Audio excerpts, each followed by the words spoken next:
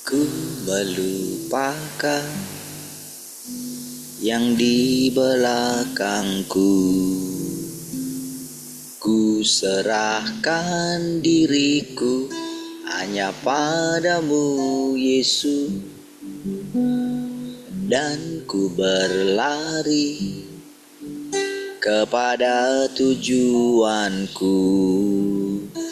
Kau beriku hari yang baru, yang lama telah berlalu.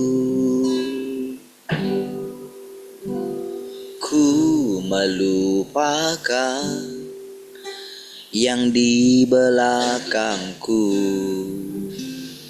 Ku serahkan diriku hanya padamu, Yesus, dan ku berlari kepada tujuanku. Kau beriku hari yang baru, yang lama telah berlalu.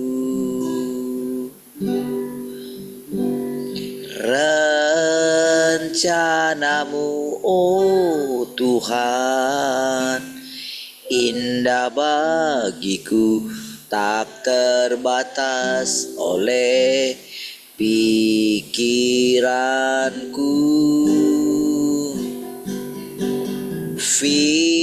Firman-Mu ya dan amin, sumber kekuatan, Kau pengharapanku, Kau terbaik bagiku.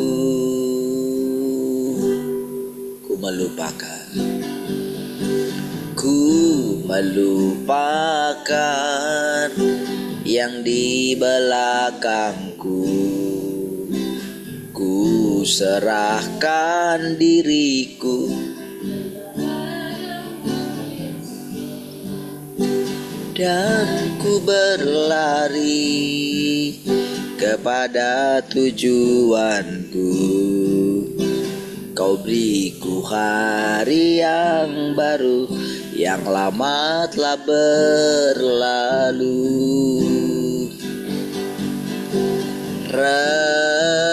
Rencanamu, oh Tuhan, indah bagiku, tak terbatas oleh pikiranku.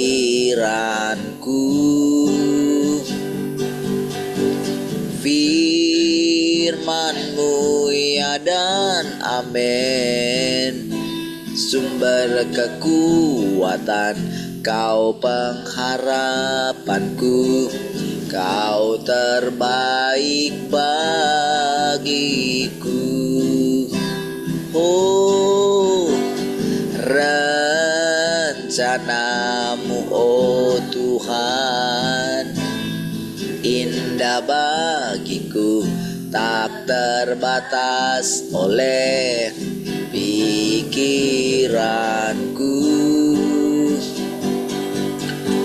Firman-Mu ya dan amin, sumber kekuatan, Kau pengharapanku, Kau terbaik bagiku.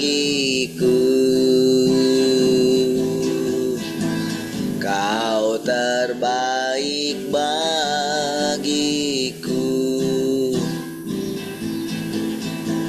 Kau terbaik bagiku.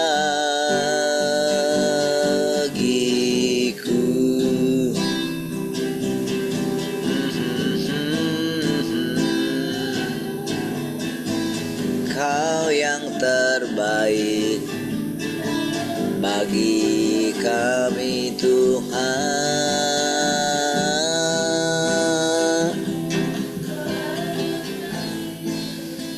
Kaulah segalanya,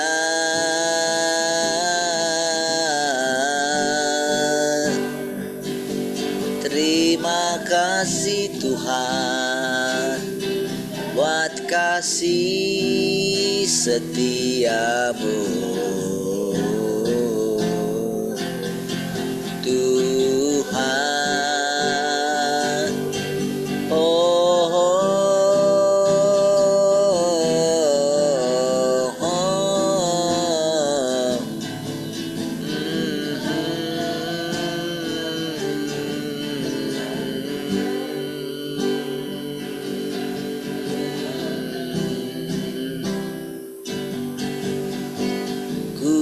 jadikan hati ini untuk kediaman-Mu.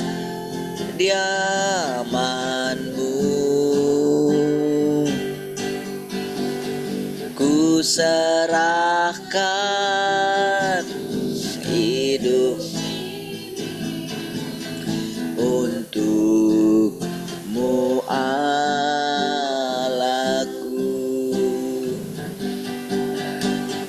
Ku jadikan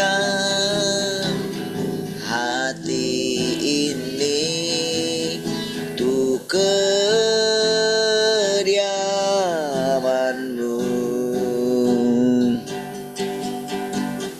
Ku serahkan hidup ini untuk-Mu, Allahku. Di hati inilah rumah-Mu, di hati inilah bait-Mu.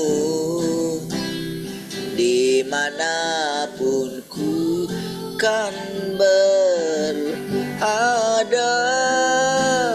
senantiasa Kau pun. Oh, di hati inilah rumah-Mu,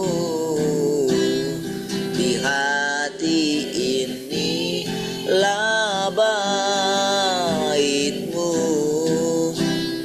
Dimanapun ku kan berada, senantiasa Kau pun. Dimanapun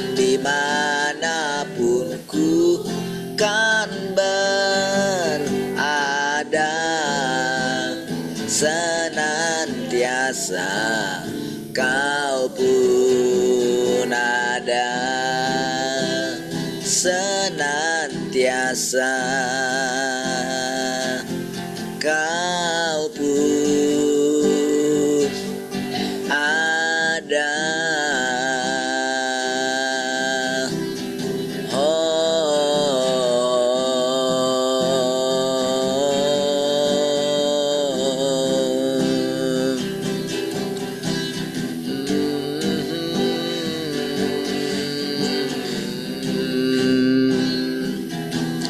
Telah kulihat kebaikan-Mu yang tak pernah habis di hidupku.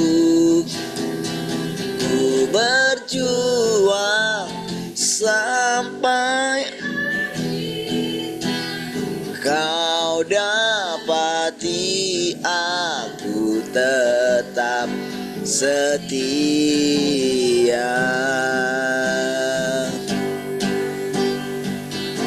Selidiki aku, lihat hatiku, apakah ku sungguh mengasihi-Mu, Yesus. Kau yang Maha tahu dan menilai hidupku, tak ada yang tersembunyi bagi-Mu. Telah kulihat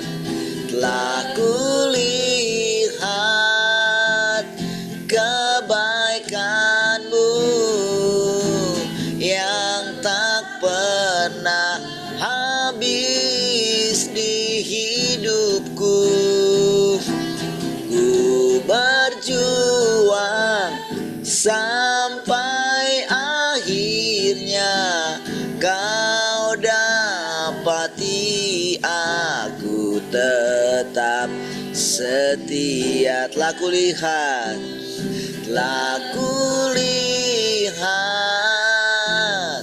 kebaikan-Mu yang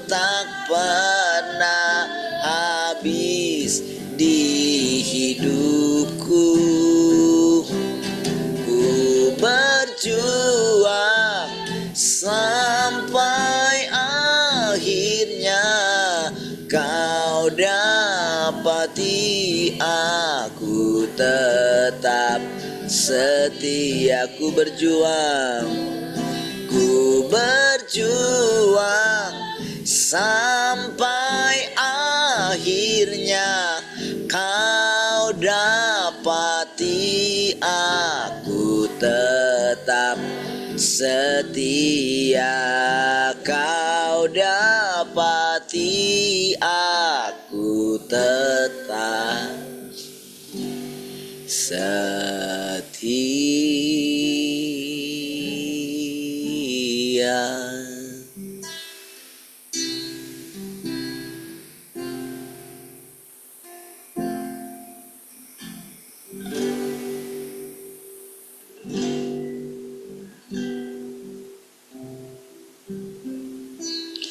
Terima kasih Tuhan, kami bersyukur pagi hari ini. Terima kasih Tuhan untuk hari yang baru di minggu yang baru ini Tuhan. Terima kasih Tuhan. Kami bersyukur kami dapat menghirup udara yang baru, udara yang segar. Kami boleh kembali memandang kepada Tuhan, berharap kepada Tuhan. Terima kasih Tuhan. Engkaulah kehidupan kami Tuhan. Oh, firman-Mu lah sumber kehidupan kami yang akan membaharui seluruh hidup kami Tuhan. Kami boleh disegarkan setiap kali kami berharap kepada firman-Mu Tuhan. Terima kasih Tuhan. Kami tahu Tuhan, Engkau seperti sungai yang jernih, sungai kehidupan, di mana di dalamnya ada kehidupan yang menyegarkan setiap kami Tuhan. Terima kasih Tuhan. Kami tahu ketika kami berharap kepadamu, menanti-nantikan Engkau, maka Engkau setia dan adil menyatakan pribadi-Mu yang unik itu kepada kami Tuhan. Kami bersyukur karena Engkau menjamin kami lewat perkataan-perkataan Tuhan. Kami boleh punya iman bahwa Engkau sendirilah yang menyatakan diri-Mu bagi kami. Semakin kami menundukkan diri kami Tuhan, semakin kami mempersembahkan tubuh kami ini sebagai persembahan yang hidup, yang kudus, sebagai persembahan yang khusus bagi-Mu ya Tuhan. Maka dari situ kami boleh melihat Engkau semakin hari semakin nyata di tengah-tengah kami Tuhan.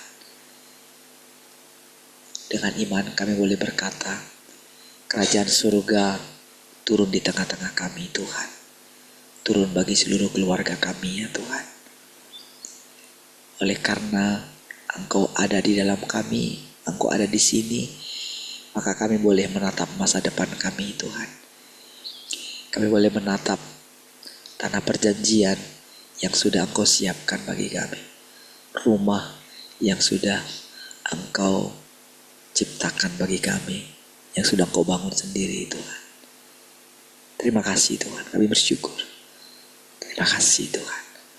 Kami boleh bersuka cita setiap kali kami berhadapan muka dengan Engkau Tuhan.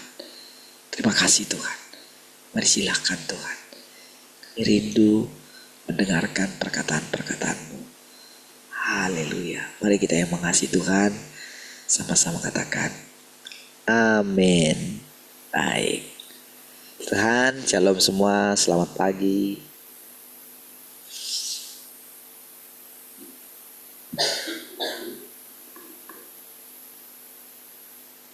Shalom, selamat pagi semua. Shalom, selamat pagi semua. Shalom, selamat pagi semua.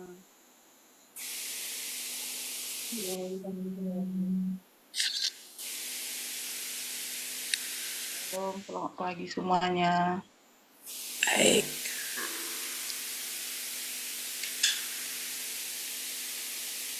Ada yang mau sharing pagi ini? Silakan.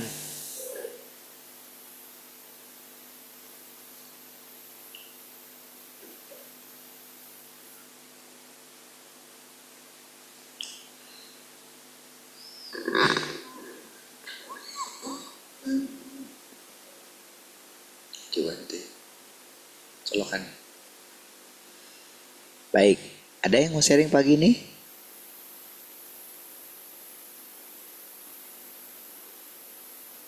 Satu, dua, tiga. Belum ada ya?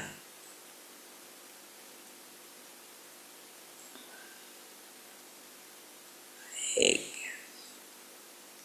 Mari kita lanjutkan.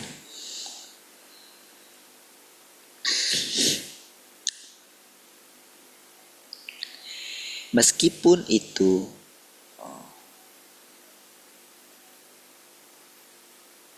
terlihat jelas, dari atas sedikitnya, dapat dikatakan bahwa tahap pekerjaannya ini sama dengan jika itu sedang berlangsung di alam sorgawi. Meskipun itu terlihat jelas bagi semua orang yang memiliki mata untuk melihat, tak seorang pun yang mengenalinya. Ketika Tuhan menyelesaikan tahap pekerjaannya ini, seluruh umat manusia akan mengubah sikap mereka di masa lalu dan terbangun dari mimpi panjang mereka. Aku ingat Tuhan pernah berkata, menjadi manusia kali ini seperti jatuh ke dalam sarang harimau. Artinya, karena dalam pekerjaan Tuhan ini, Tuhan menjadi manusia dan bahkan dilahirkan di tempat kediaman si naga merah yang sangat besar, maka lebih dari sebelumnya dia menghadapi bahaya yang ekstrim dengan datang ke bumi kali ini. Yang dihadapinya adalah pisau dan senapan, serta gada dan pentungan. Yang dihadapinya adalah pencobaan. Yang dihadapinya adalah orang banyak dengan wajah bertampang ingin membunuh.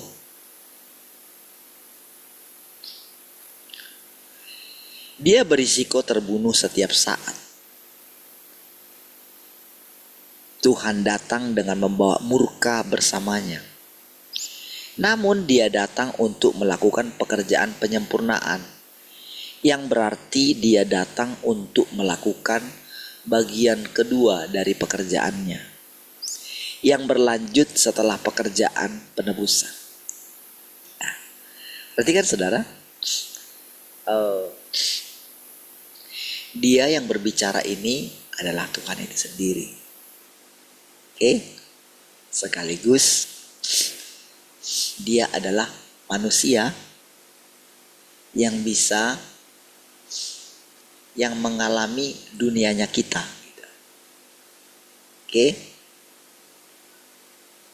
Jadi dia sedang menerangkan. Jadi ini tidak hanya berbicara mengenai dari sisi Tuhan saja,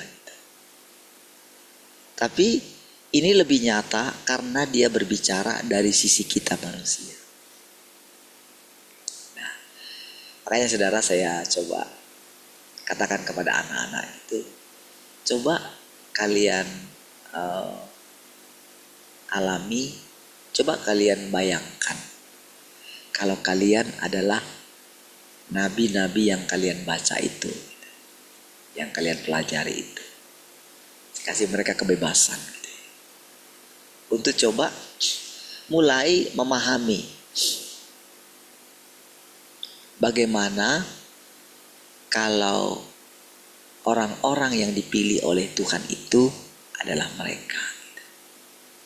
Jadi dengan cara seperti itulah saudara, kita boleh memahami firman Tuhan yang kita persekutukan ini dengan benar gitu.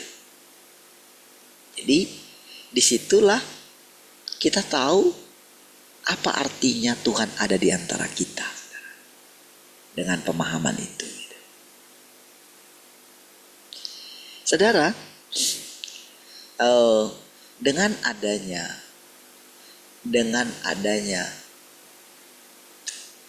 daging yang pertama ini, saudara. Atau ya daging yang kedua inilah ya, setelah Tuhan Yesus gitu kan. Selanjutnya kan saudara boleh melihat sebelumnya ketika Tuhan Yesus itu datang gitu kan, pada akhirnya kan semua orang kan, semua murid-muridnya itu harus memakan, harus meminum cawan yang harus diminum oleh Tuhan Yesus gitu. Kan mereka mengalami bagaimana melalui mereka Tuhan Yesus sendiri memberitakan Injil. Kan itu kan firman Tuhan di dalam kitab Markus kalau nggak salah. Melalui mereka Yesus sendiri. Oke? Nah, sekarang kedatangan Tuhan juga begitu. Kedatangan Tuhan yang kedua. Cuman tentu kedatangan Tuhan yang kedua tentu kita tidak perlu menyelidiki siapa nenek moyang daripada orang ini. Tak perlu. Karena sebetulnya Tuhan Yesus gak layak disebut sebagai anaknya Yusuf. Karena sebetulnya Tuhan Yesus itu sudah membantahnya sendiri gitu. Ya, dia sudah membantahnya sendiri. Dia bukan dari dunia ini, dia dari sorga. Siapakah ibuku? Siapakah ayahku? Kan gitu kan.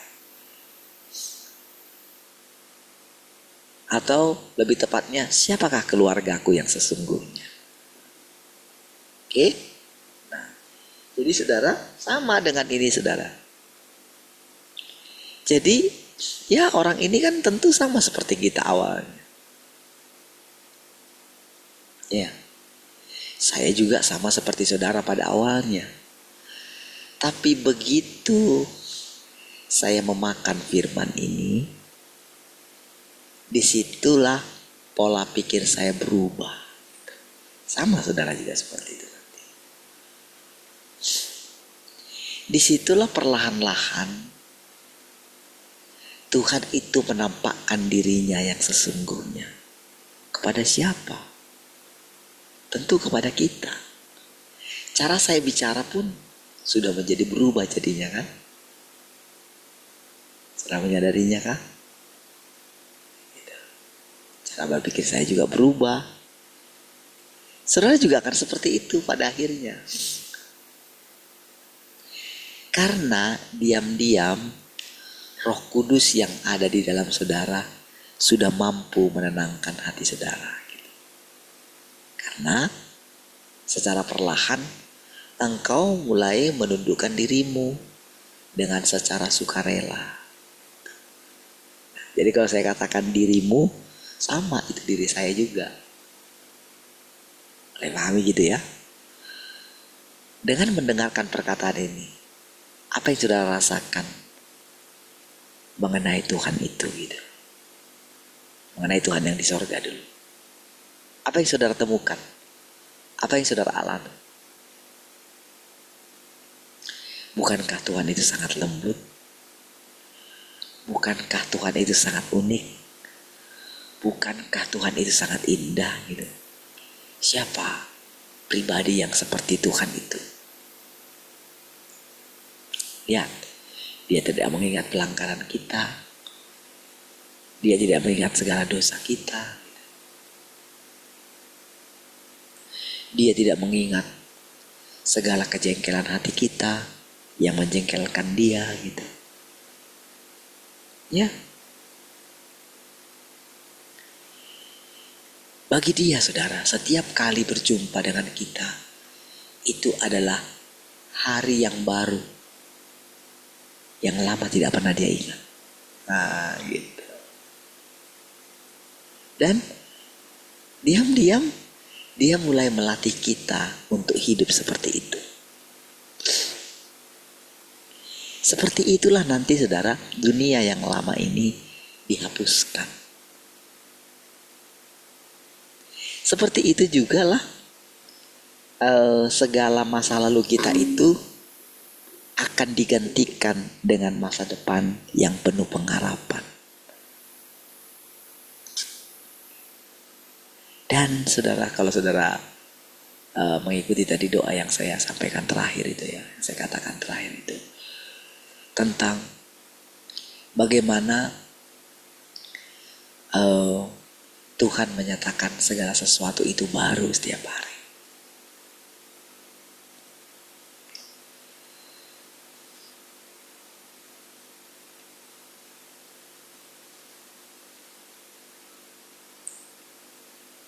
Kita akan melihat bagaimana Tuhan itu menyatakan dirinya dengan cara yang baru setiap kali kita bersekutu. Setiap kali kita mengingat Dia, setiap kali kita itu mengatakan Tuhan. Mulailah saudara punya pengharapan di dalam hatimu gitu. Kalau memang benar Tuhan itu selalu baru setiap hari gitu, belajarlah melupakan hari yang kemarin. Belajarlah berharap setiap hari bahwa memang hari yang akan kita lalui hari ini benar-benar baru gitu. Wah, itu sudah mengerjakan banyak hal di dalam diri kita, saudara. Ya. Dari situlah saudara, kita akan bisa melihat sukacita Tuhan. Saudara,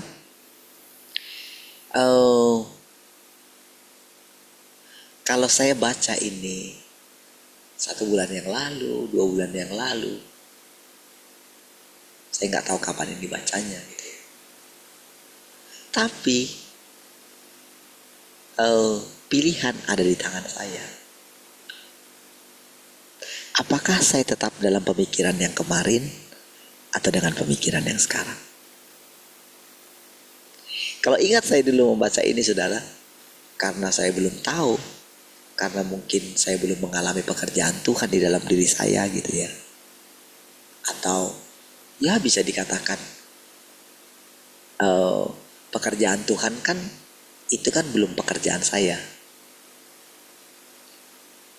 Kan yang Tuhan harapkan kan pekerjaan kita, buah kita kan gitu kan yang diharapkan Dia.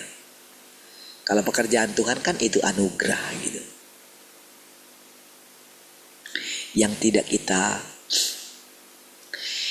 tidak berjeda untuk itu, seperti Yunus gitu kan, ketika tumbuh pohon jarak itu kan,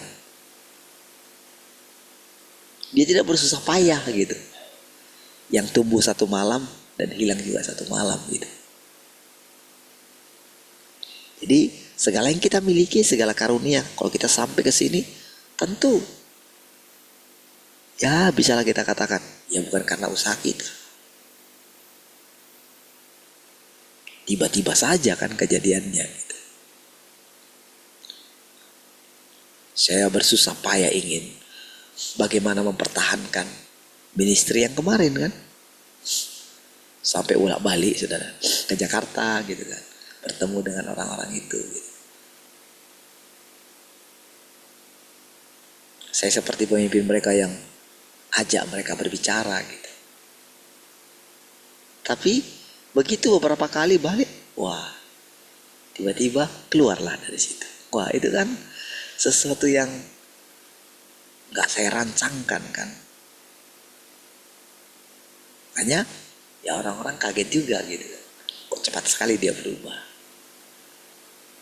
Tapi kalau saya renungkan gitu, ya itu kalau bukan Tuhan, gak mungkinlah kita boleh mengalami seperti yang sekarang gitu. Nah, kalau saya bandingkan pemahaman saya dulu dengan sekarang gitu, tentu saya bisa tetap ada di pemahaman yang dulu ketika pertama kali berjumpa dengan kebenaran ini. Bisa. Siapalah saya ini, apalah itu bisa. Atau Oh, saya canggung dalam hal itu. Saya takut menyatakan firman Tuhan gitu ya. Tentu bisa.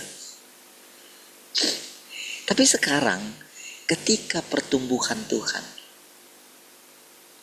ketika Tuhan mulai menyatakan dirinya secara diam-diam ya,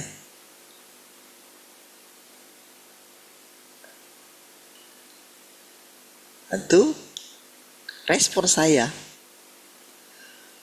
terhadap Tuhan yang menyatakan dirinya ini, saudara, akan ditunggu oleh Tuhan. Gitu. Ya, tahukah saudara? Sebetulnya Tuhan itu kan dikatakan sedekat nafas kita ini. Gimana lagi sudah kita mau gambarkan lagi? Sedekat pikiran kita ini.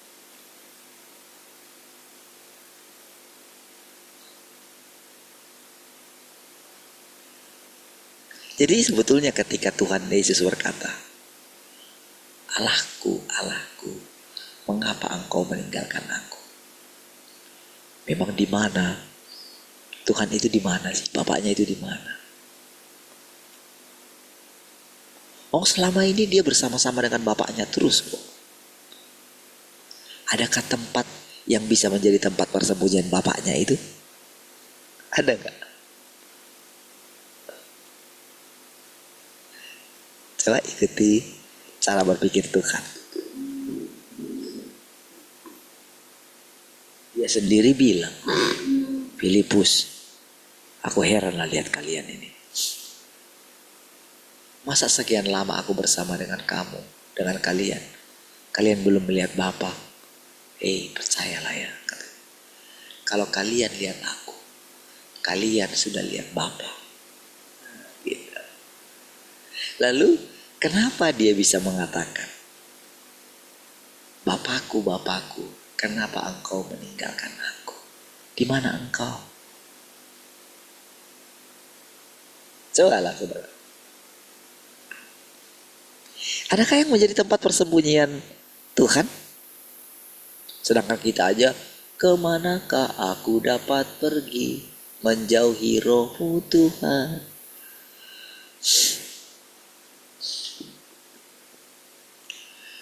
Ku lari mendaki ke langit, namun engkau ada di sana.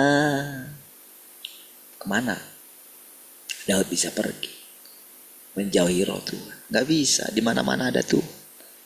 Sama, kemana Bapak bisa pergi?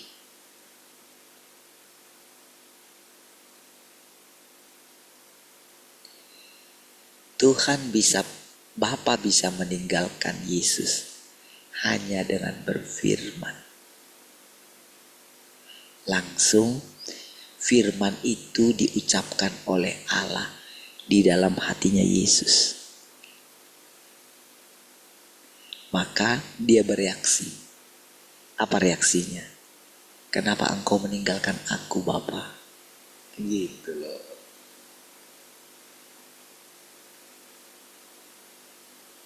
Kenapa dia bisa berkata, lalukanlah cawan ini daripadaku?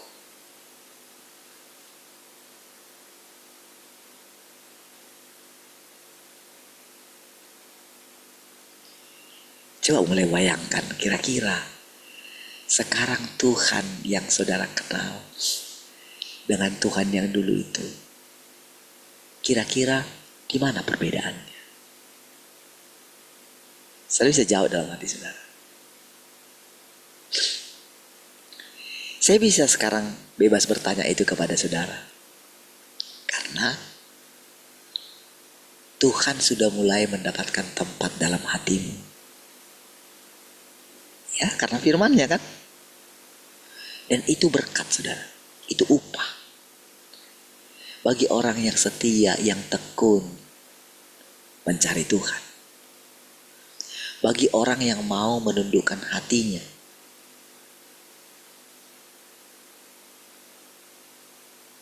Ya. Oh, seperti dikatakan Tuhan itu tidak sepenuntut yang kau bayangkan. Tidak. Tuhan itu sangat sabar sekali.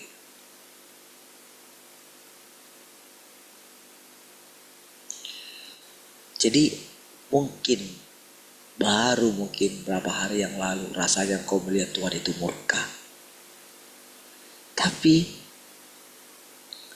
hanya dalam tempo beberapa saat saja engkau sudah tidak lagi mengingat segala murka Tuhan. Ya. Bisa.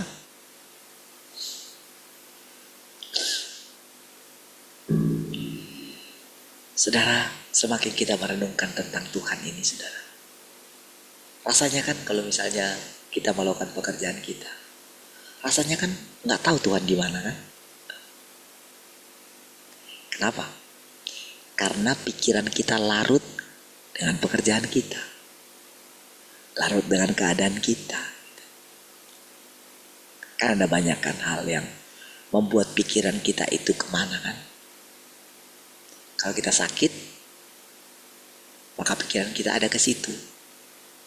Kalau ada masalah yang kita hadapi, maka pikiran kita pergi ke situ. Lalu ketika pikiran kita ada ke situ, Tuhan di mana? Apakah Tuhan bisa meninggalkan kita? Apakah bisa? Yang bisa itu adalah kita meninggalkan Tuhan. Tuhan gak bisa meninggalkan kita.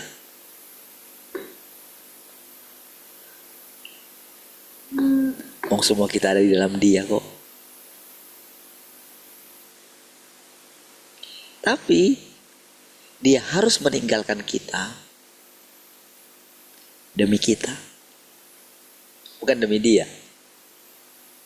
Kalau Dia pengen bersama-sama dengan kita selama-lamanya. Ya, karena Dia dalam hati kita. Kita ini biji mata Tuhan. Kalau biji mata Tuhan itu kan yang paling penting, saudara. Itu firman-Nya.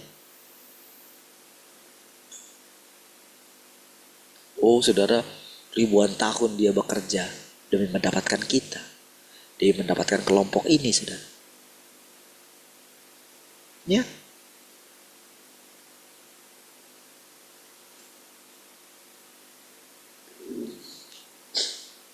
Walaupun saudara, kalau di masa yang lampau, saudara, rasanya Tuhan itu berhati-hati kepada kita. Karena pengalaman dari semua orang yang dipilihnya. Cobalah baca Alkitab, saudara.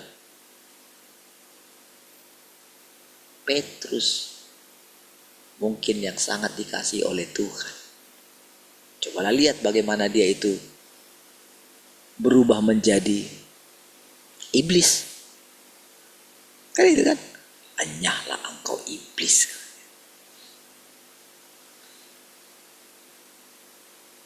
Oh, yang tadinya itu, rasanya itu nurut sama Tuhan, tiba-tiba ditarik, ditegornya Tuhan, bayangin. Gak boleh gitu guru, katanya.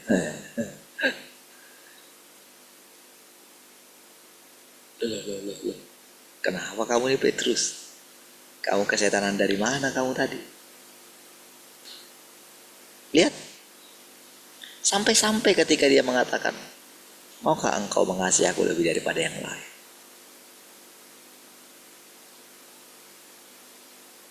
Bayangkan betapa sulitnya Tuhan mendapatkan hati Petrus, mendapatkan kasih Petrus. Lalu pertanyaannya, apakah kita lebih baik daripada Petrus? Tidak. Ya kan?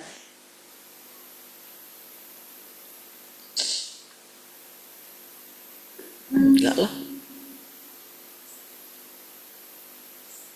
Kita gak lebih baik dari dia.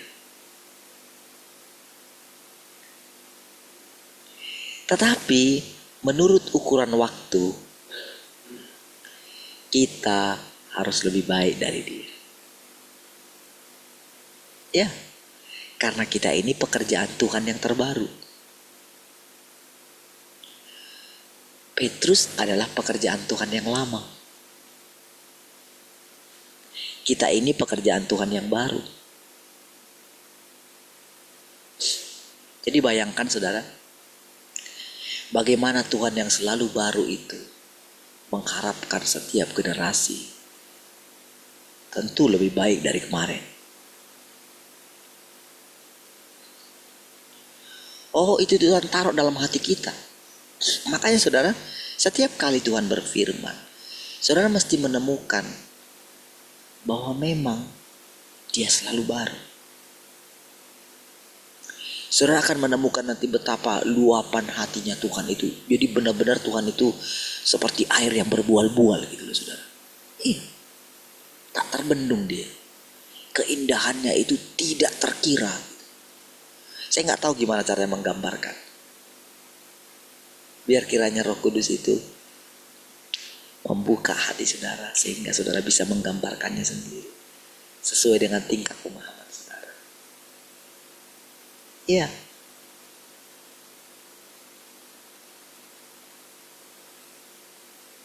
Sehingga secara perlahan saudara itu bisa mengerti apa artinya menari untuk Tuhan. Saudara tahu ketika Daud itu menari, ketika tabut itu bisa dibawa dia dari rumah. Siapa itu? Siapa itu? Rumah siapa? Obed-Edom itu. Wah. Di dalam hati dia tahu nggak? Dia sangat melonjak kegirangan. Sambil dia berhati-hati gitu. Ya. Sambil dia menunggu-nunggu. Kan di waktu yang kemarin kan si itu kan mati kan. Karena dia mau pegang usahanya. Karena dia mau pegang karena tergelincir kan. Di babak pertama itu. Dari daerah Filistin itu kan. Dan akhirnya saudara singgahlah ke rumah Obed-Edom itu. Dia gak berani bawa ke istana gitu. Tapi setelah dia mulai selidiki Taurat gitu, oh gak bisa dibawa dengan kereta ternyata. Dia mulai memperbaiki gitu, dibawalah. Tapi kan itu kan setelah berapa lama di rumah, berapa tahun di rumahnya itu? Cukup lama juga di rumah Obed-Edom, tabut itu saudara. Coba lihatlah, saya lupa berapa lama. Dan ternyata Obed-Edom makin diberkati gitu. Oke. Tapi ketika dia sudah menemukan caranya, kan pada waktu itu kan dia itu gini, hebat kali Obed-Edom ini. Diam-diam dalam hatinya dia gitu. Kok bisa dia gak mati ya? Iya. Wah berarti bisa nih. Masa aku gak bisa? Aku raja. Wih. Dia teringat kembali dengan kasihnya kepada Tuhan. Saudara. Dia ingat segala penyertaan Tuhan. Dia ingat betapa spesialnya dia di hadapan Tuhan. Gitu. Ya.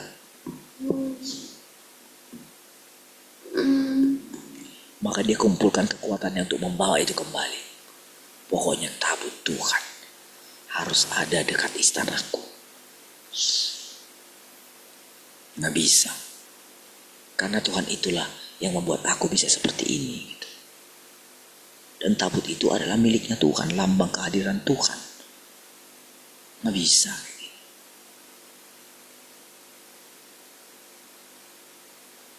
Tentu saudara, tentu itu adalah hati Tuhan juga. Yang dialami oleh Daud. Ya dulu Daud gak ngerti lah. Gitu. Sekarang kita juga begitu.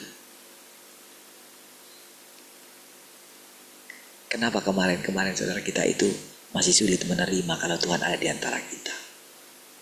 Ya karena dia harus rombak pikiran kita dulu. Oh pikiran saya harus diruntuhkan dulu terus. Karena saya selalu melihat diri saya. Saya gak melihat Tuhan.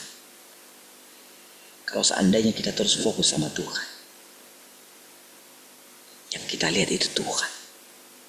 Bukan manusia. Ya. Tapi dengan sendirinya kita mulai akan melihat Tuhan itu sendiri.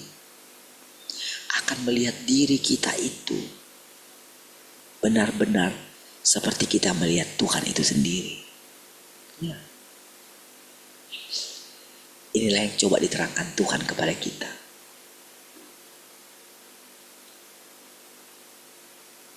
Melalui orang yang sama seperti saudara ini. Ya. Jadi kalau saya bisa ceritakan kepada saudara sedikit tentang bagaimana hati Tuhan seperti air yang berbual-bual itu. Seperti inilah saudara. Dan saudara kan bisa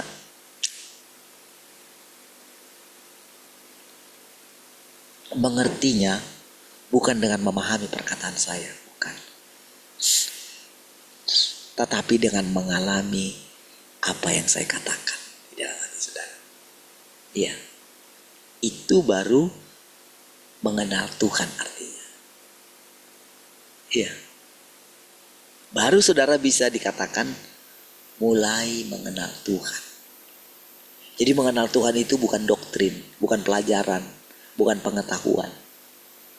Walaupun memang itu bisa menjadi pengetahuan.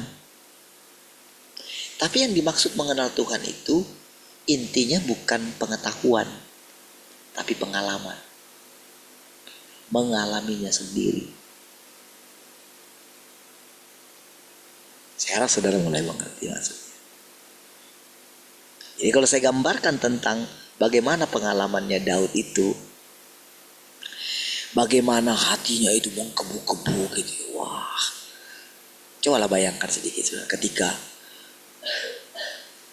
ketika dia itu mempersiapkan diri untuk menjemput tabut perjanjian itu.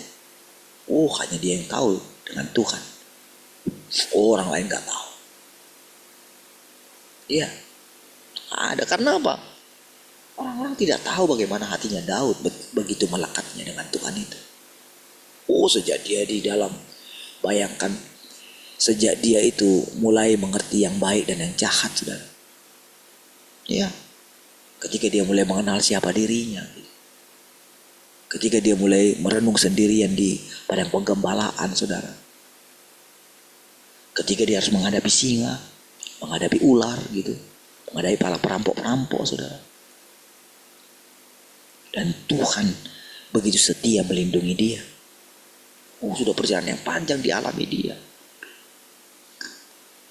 Walaupun Tuhan itu gak kelihatan, tapi bagi dia Tuhan itu lebih nyata, lebih dekat daripada orang yang paling dekat dengan dia. Oh, itulah pengalaman Daud dengan Tuhan.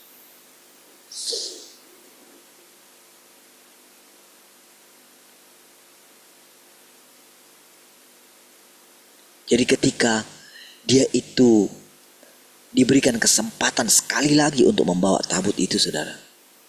Oh, dia benar-benar sangat hati-hati untuk itu.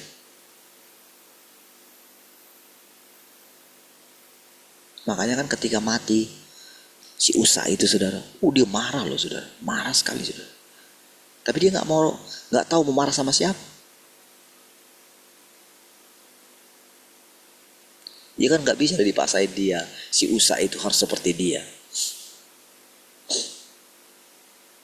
Untung aja bukan dia yang mati gitu, ya kan?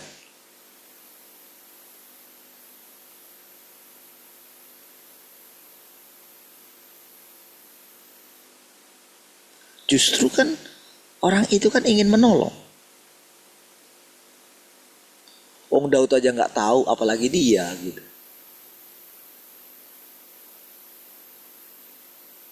Tapi ya pada waktu itu dia marah. Tapi marahnya itu nggak jelas lagi. Jadi ketika dia dalam perenungan, bayangkan berapa lama saudara itu berdoa kepada Tuhan.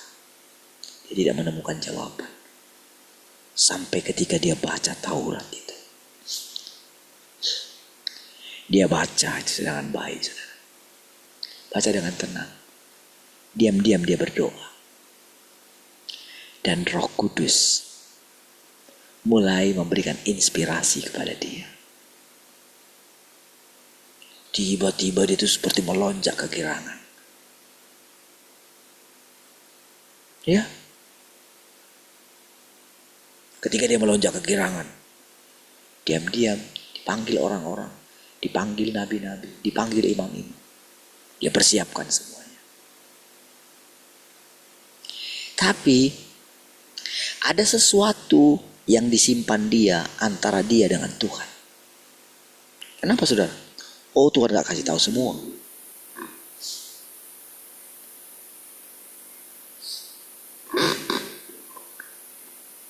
Tapi satu hal yang dia tahu saudara, kali ini diam-diam di dalam hatinya, kali ini tabut itu memang akan kembali ke Yerusalem, ke istana. Ya kan? Dia menari dengan sekuat tenaga. Gak ada capeknya dia menari itu saudara. Ya. Karena apa? Menarinya itu karena sukacita, bukan karena paksaan.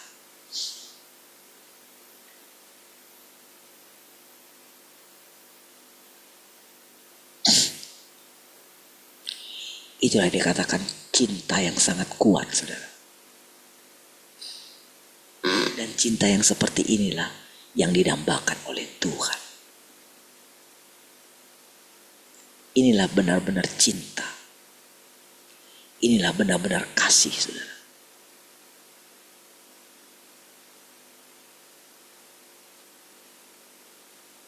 Kasih karena mengenal Tuhan dengan benar lewat pengalaman. Kasih tanpa pamrih. Ya. Tahukah saudara? Kita bisa mendengarkan ini saudara. Pernyataan ini saudara. Kita bisa mendengarkan itu. Dia kondisikan hati kita. Jadi dalam hal ini saudara, ketika kita mendengarkan penjelasan ini saudara, dia buat hati kita benar-benar dia lupakan dulu. Dia coba gini, kita lupakan siapa diri kita, supaya kita dapat memahaminya. Jadi kira-kira seperti itulah Daud, keyakinan dia.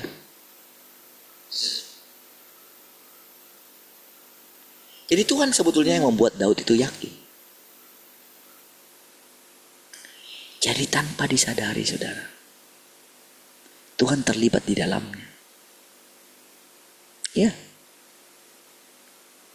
Karena memang segala sesuatu dari dia, oleh dia. Karena Tuhan sendiri mau mengajari kita, mau mengajari Daud. Sama dengan sekarang ini saudara. Ketika dia mengajarkan topik ini saudara, dengan cara yang berbeda saudara, maka firman itu menjadi baru.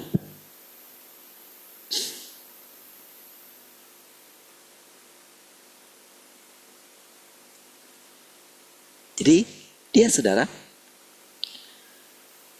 namun dia datang untuk melakukan pekerjaan penyempurnaan, yang berarti dia datang untuk melakukan bagian kedua dari pekerjaannya, yang berlanjut setelah pekerjaan penebusan. Demi tahap pekerjaannya ini, Tuhan telah mencurahkan pikiran dan perhatian sepenuhnya dan menggunakan segala cara yang mungkin untuk menghindari serangan pencobaan. Jadi jangan kita berpikir Tuhan membiarkan semua. Tidak. Jangan berpikir bahwa Tuhan meninggalkan orang-orang ini. Bukan.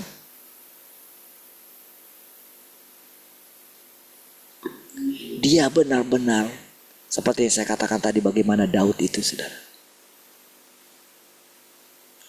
Saudara, kalau mungkin di zaman kita ini saudara, kami ingat dulu saudara, ketika kami mempersiapkan misalnya bikin acara-acara apa itu ya, tindakan-tindakan profetik itu saudara. Kami dulu berjaga-jaga sekali saudara. Jangan-jangan diganggu sama roh jahat apa gitu. Iya. Bayangkan kalau saudara, kalau dulu kami sudah betapa tegangnya. Itu kalau mukul, misalnya kami bawa drum apa gitu untuk dipukul, itu benar-benar kayak mukul iblis, saudara. Iya. Saudara ingat ketika kita KKR di itu? Oh, kalau saudara lihat muka-muka pendoa waktu itu, saudara. Yang udah nggak ada. Wah, mukanya tegang-tegang semua itu, saudara. Saudara bisa bayangkan bagaimana Daud, betapa dia itu ketika dia bicara kepada rakyatnya, kepada para imam gitu. Ya kira-kira seperti itulah, saudara. Oh, karena kami sangat merindukan Tuhan.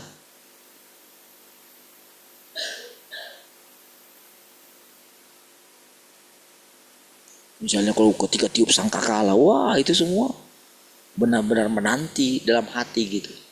Waktunya aku tiup, berapa lama aku tiup. Kan dulu kayak gitu, saudara.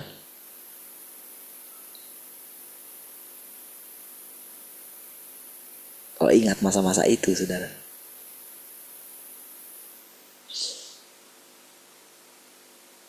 Jadi kira-kira seperti ini, saudara, yang dirasakan oleh orang ini gitu loh. Jadi saya lebih baik memakai kata orang ini dulu gitu, supaya kita mengerti bagaimana hati Tuhan itu. Sekarang Tuhan sudah mulai menunjukkan siapa dirinya. Makanya dikatakan setiap mata akan melihat dia. Gimana caranya setiap mata akan melihat dia? Gimana caranya?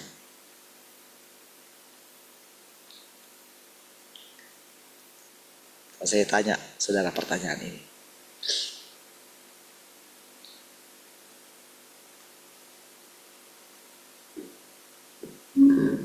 Apakah saudara sudah mulai mengerti apa arti melihat Tuhan?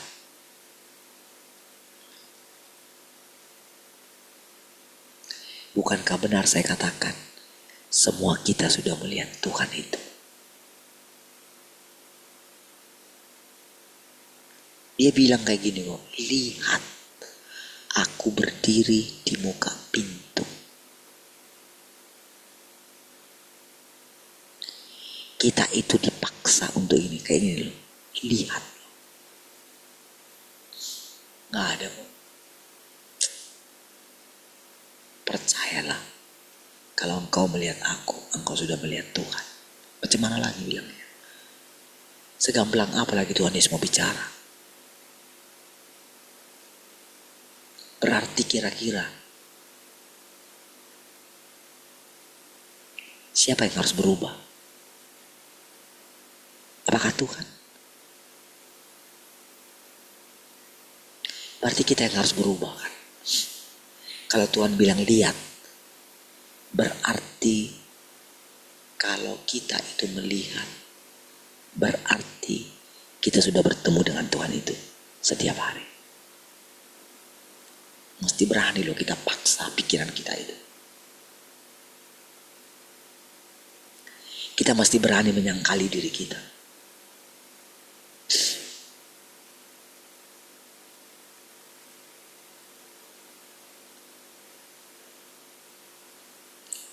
Saudara, tepat kemarin sebelum saya itu menyampaikan firman itu hari Minggu itu ya hanya 1 jam sebelumnya, jam atau 1,5 jam.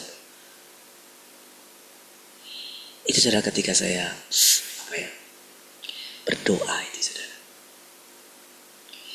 begitu hanya sebentar aja gitu saya berdoa gitu, saya menaikkan doa yang berbeda gitu.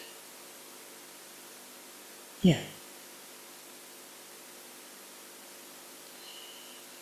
Saya benar-benar merasakan seperti semua yang saya katakan tadi itu, saudara. Ya.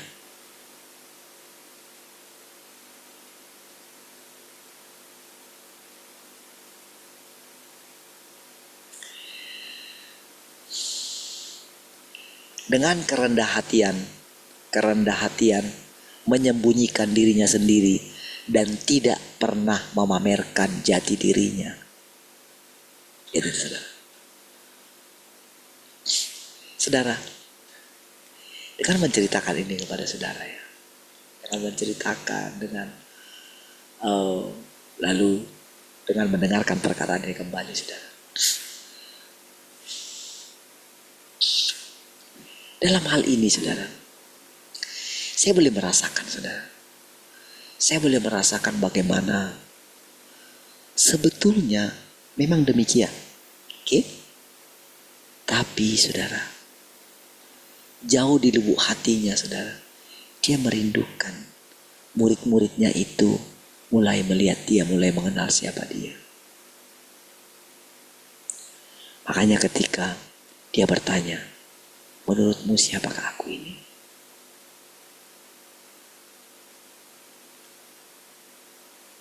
Semua kan yang lain itu kan menjawab seadanya. Tiba-tiba Petrus mengatakan, engkau adalah Mesias, anak Allah yang hidup.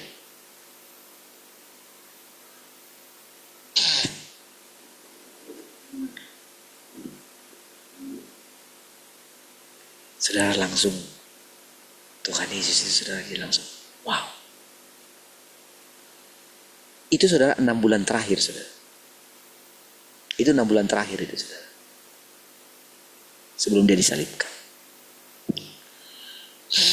Ketika dia tahu itu, saudara, sudah cukup. Di situ dia sangat berhati-hati sekali.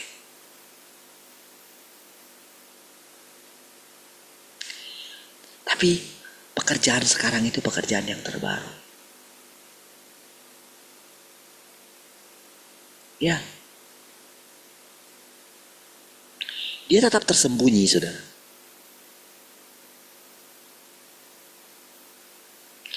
Tapi perubahan-perubahan dalam hati kita, dalam hati saya, ketika ada gejolak-gejolak itu, saudara, dia perhatikan semua.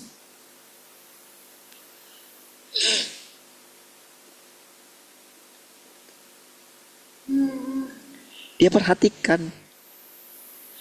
Jadi sampai-sampai ketika saya merasakan ya, ketika dia berbicara itu ya, saya tahu itu dia, saya tahu dia menyembunyikan diri gitu ya. Saya ngerti gitu. Saya tahu kapanpun saya juga bisa membuat dia marah gitu. Ya, saya tahu. Gitu. Karena saya sadar dia gak kasih tahu kok. Saya manusia rusak gitu. Saya tahu pemahaman saya mulai bertambah gitu. Ya, dia tahu. Pemahaman saya mulai bertambah gitu. Ke arah mana nanti ini? Karena kan iblis bercokol juga di dalam diri daging ini. Ya. Oh, bercokolnya dia itu, saudara, karena dia itu penipu ulung. Oh, itu kita harus bongkar dia, saudara. Gak boleh kita sembunyikan dia. Gak boleh saya berkamuflase. Oh, sini kan baik kan. Gak bisa. Itu bukan kebenaran. Tuhan Yesus saja dia katakan, kenapa kamu katakan aku baik? Jadi kalau orang yang berusaha ingin menunjukkan dirinya baik itu, saudara, wah, penipu. Walaupun orang itu tidak sadar kalau dia penipu. Makanya lebih baik saya mengatakan kepada saudara demikian. Supaya sampai kapanpun saya harus berjaga-jaga. Itu yang membuat Tuhan Yesus, saudara, itu berdoa dengan sungguh-sungguh. Kalau enggak, saudara enggak akan mengerti kenapa Yesus berdoa bersungguh-sungguh. Masa dia Tuhan harus berdoa sungguh-sungguh? Tapi firman Tuhan katakan kan dia berdoa sungguh-sungguh. Lalu kalau saudara tidak berdoa sungguh-sungguh, berarti saudara siapa? Berarti engkau lebih hebat dari Tuhan dong. Iya kan? Tuhan saja berdoa sungguh-sungguh.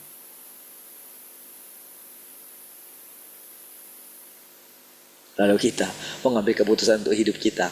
Oh, aku mau lakukan ini pokoknya. Cobalah kata Tuhan. Enggak, aku harus pergi. Cobalah kata Tuhan. Ya, coba.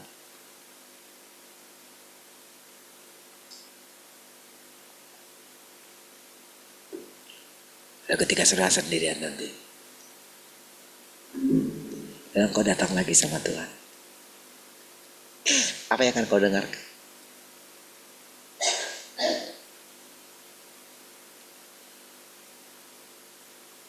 Apakah kamu rasakan betapa degilnya engkau?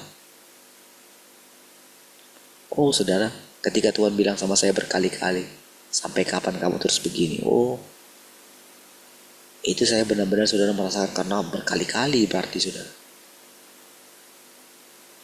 Berarti saya degil ya Tuhan. Makanya ketika dibilang, bisakah kamu datang kepada aku tanpa bawa masalah? Oh itu saya seperti benar-benar ini sudah. Oke Tuhan. Saya udah capek dengan diri saya. Saya udah capek dengan masalah ini. Iya. Kalau hanya itu memang Tuhan, saya akan lakukan. Iya. Jadi saya ingat sekali itu sudah. Oke. Setengah saya itu apa? Gimana? Bilangnya setengah kesal atau gimana gitu. Masa cuma ini aja gak bisa aku lakukan? Masa cuma lupakan masalah gak bisa? Ngapain aku pertahankan masalah ini? Ngapain aku khawatir terus gitu? Toh selama ini aku khawatir gak bisa kok. Toh selama ini aku sudah berdoa, sudah melakukan semuanya. Enggak ini, tetap kayak gini terus. Kenapa gak aku terima tantangan ini? Saya terima tantangan itu.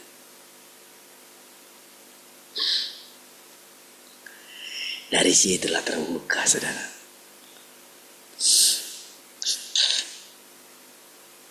Ya. Kalau lihat semua pekerjaan Tuhan gitu ya. Enggak, saya tetap biasa seperti yang saudara lihat gitu. Enggak kayak dulu lagi, mata saya bersinar gitu. Merah gitu, enggak. Biasa normal. Ya saya menjalani kehidupan saya normal ngantar anak saya biasa gitu ya. Nanti mau ketemu sama orang gitu kan. Biasa aja gitu. Ya. Tapi saudara, sekarang diam-diam saudara, saya menanti-nantikan Tuhan dalam hati saya terus. Tuhan itu menjadi sangat nyata. Ya. Menjadi lebih nyata dari siapapun gitu. Ya, saya boleh merasakan dia membimbing saya. Nggak tahu lagi gimana ceritakannya Tuhan itu ya. Iya, nggak tahu gimana caranya gitu. Sampai dia bisa menerima orang seperti ini. Dan saya sangat yakin saudara, siapapun kita di antara kita semua ini, seberapa rumitnya pun hidup kita saudara ya. Kan saudara yang tahu tentang hidup saudara sendiri. Kau yang punya pengalaman sendiri kok dengan Tuhan, dengan dirimu sendiri. Yang saya tahu saudara, Tuhan itu sangat hebat dalam membimbing manusia saudara. Ini yang saya tahu. Itu sebabnya saudara saya terhadap anak-anak kita semua gitu ya. Dia kemarin cerita ya. Ternyata saudara, kita dulu itu anak-anaknya ada berapa ya? Mami? Semuanya itu totalnya berapa? 20 gitu. Kalau sekali nginap dulu semua saudara. Kami kemarin cerita-cerita di ruang makan ya. Sama Uli juga ada gitu ya. Cerita dulu gitu. Cerita masa kalau ternyata kan ya kami dulu kan belum tinggal di sini. Kan hari Sabtu aja datang gitu kan. Nginap lah. Gitu kan. Ada 20 anak. Itu berarti Boas belum ikut lah ya. Belum masuk itu Boas sama ini ya. Dori ya. 20 bayangin saudara. Wah, kalau dulu antri mandinya gitu ya. Belum lagi yang ada ngompol gitu ya.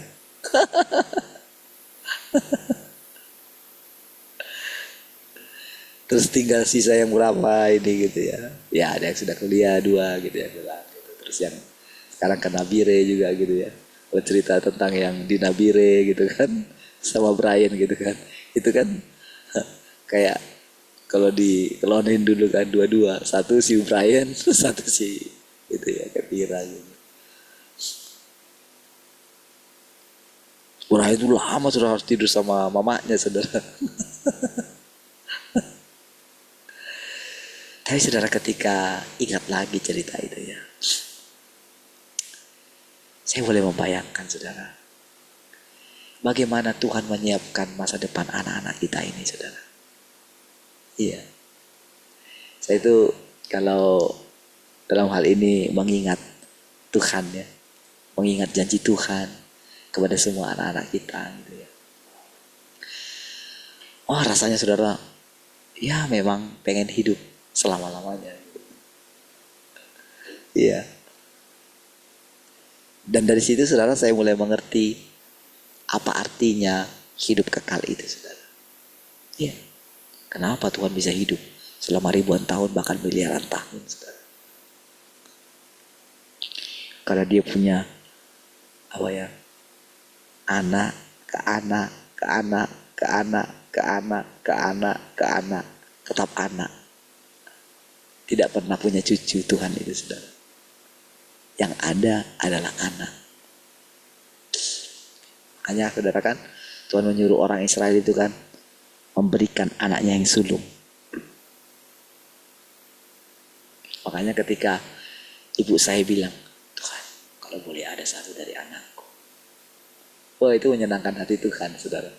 Tanpa sadar ibu saya itu sedang mempersembahkan anaknya yang sulung kepada Tuhan.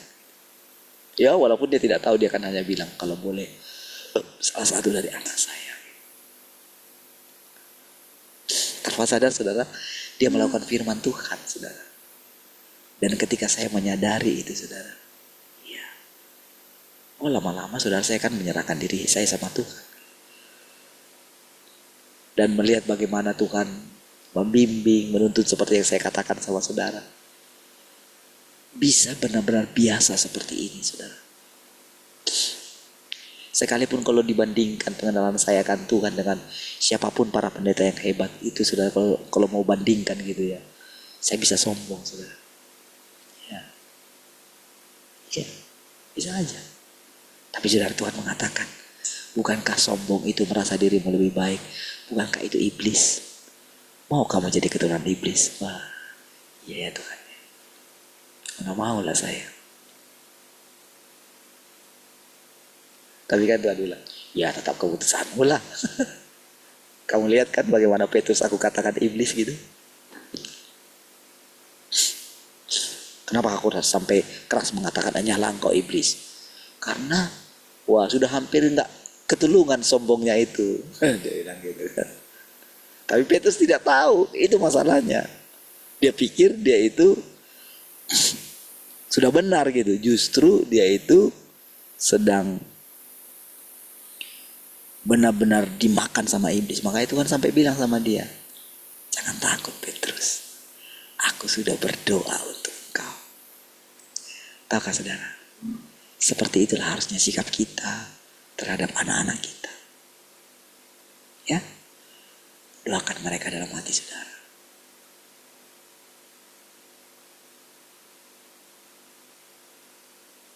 Persembahkan mereka untuk Tuhan. Ya, biarkan Tuhan yang membawa mereka, yang memimpin mereka, yang menuntun mereka. Percayakan kepada Tuhan. Serahkan mereka kepada Tuhan. Engkau akan kembali mendapatkan anak. Ya, hebat saudara. Kita akan melihat